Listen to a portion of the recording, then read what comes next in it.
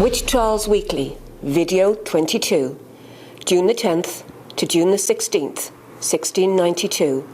The Hanging of Bridget Bishop. On Friday, June 10th, sometime between 8 a.m. and noon, Sheriff George Corwin and his men took Bridget Bishop from Salem prison to be hanged. Salem had no regular place for execution since capital cases had always been tried in Boston.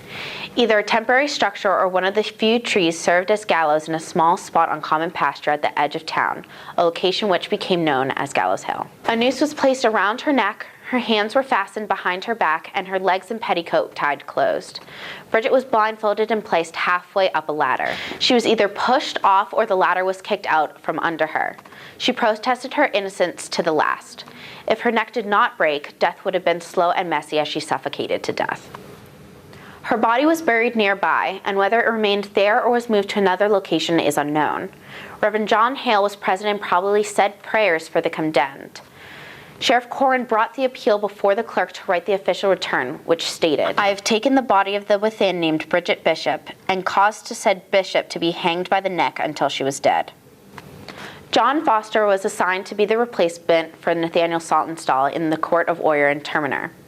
On June 14th, Reverend George Burroughs' wife, Mary, peddled or sold everything including his library and loaned the money at interest. She left with her baby Mary and abandoned her 7 stepchildren with no way to fend for themselves.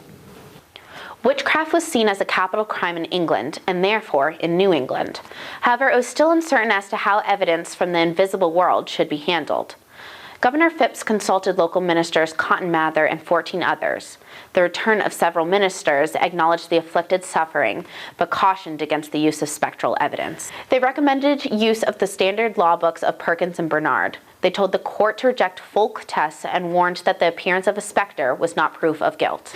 "'Tis an undoubted and notorious thing that a demon may, by God's permission, appear even to ill purposes, in the shape of an innocent, yea, a virtuous man.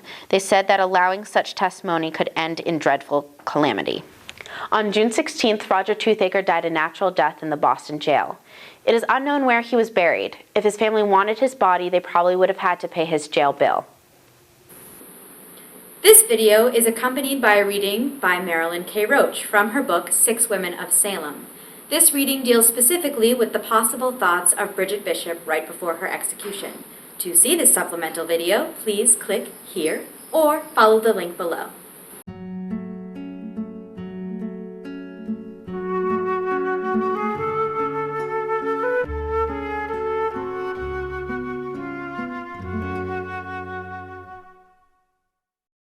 This video was produced with special permission from the author, Marilyn K. Roach, and publisher, Cooper Square Press. The Salem Witch Trials, a day-by-day chronicle of a community under siege, covers the years 1692 to 1697 in detail. It also touches briefly on important and relevant events before and after this time. We are proud to carry all of Ms. Roach's books and publications in our museum store.